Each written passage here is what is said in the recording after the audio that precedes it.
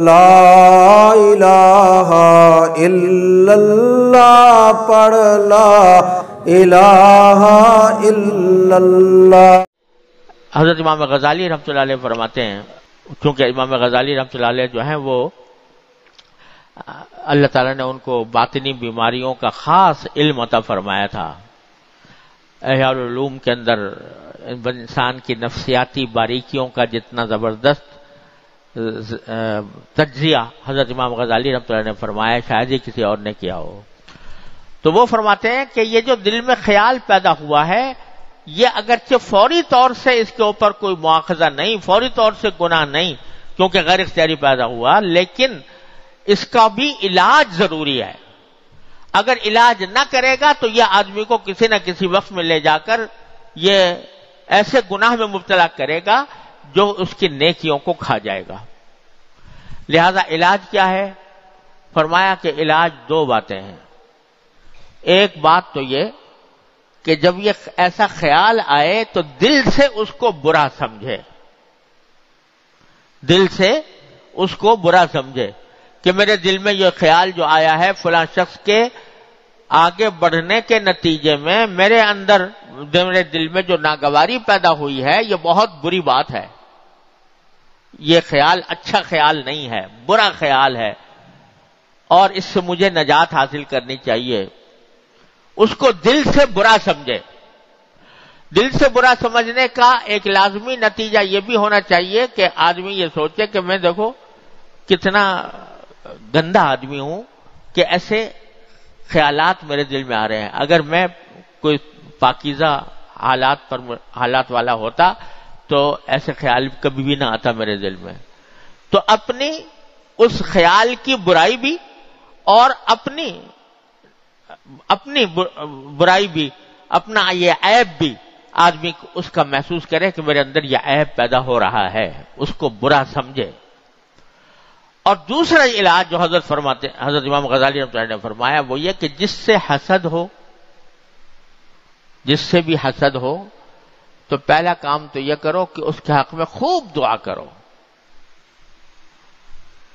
جس چیز سے حسد ہو رہا ہے اسی کے بڑھنے کی دعا کرو۔ اس کے مالداری سے حسد ہے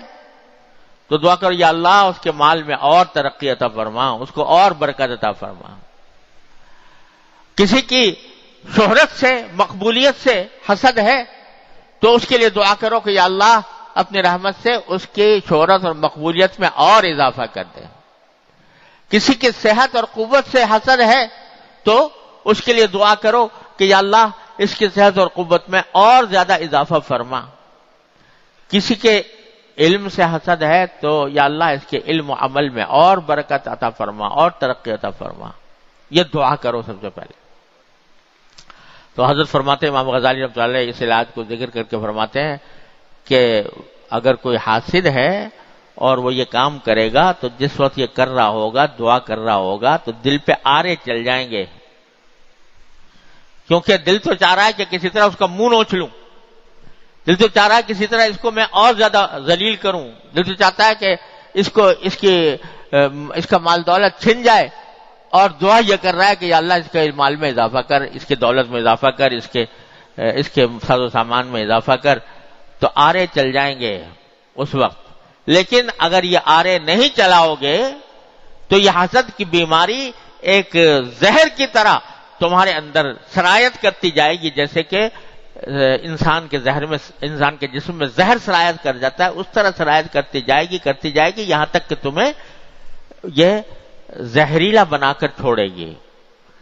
تو فرمایا اس کے حق میں دعا کرو، یہ پہلا علاج۔ اور یہ علاج بڑا سخت ہے، لیکن یہ کڑوا گھونٹ پی کر ہی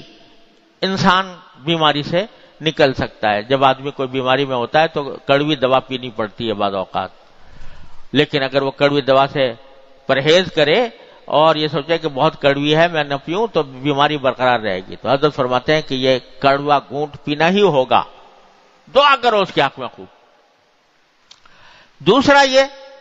کہ اس کے دوسروں کے سامنے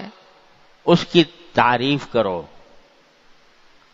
جو اس کے اچھے اوصاف ہیں ان کا ذکر کرو دوسروں کے سامنے، اور ساتھ میں یہ بھی کہ اگر اس کے ساتھ کوئی اچھائی کر سکتے ہو اور اس کو کوئی فائدہ پہنچا سکتے ہو، اس کے ساتھ نیکی کر سکتے ہو تو وہ کرو۔ یہ دوسرا علاج جو ہے پھر بھی لوگ اس لیے اتنا بھاری نہیں ہوتا کہ جب آدمی حاسد ہوتا ہے تو اپنے حسد کو وہ ظاہر بھی نہیں کرتا دوسروں کے اوپر، لہذا وہ اگر کبھی ذکر آئے گا تو ایک دم سے کوئی ایسا رویہ اختیار کرنا جس سے لوگ سمجھیں کہ یہ اس سے حسد کر رہا ہے، یہ بعض اوقات آدمی اس سے پرہیز کرنے کی کوشش کرتا ہے، کچھ نہ کچھ کہہ دیتا ہے۔ لیکن جب تنہائی میں اللہ تعالیٰ کے سامنے بیٹھے ہو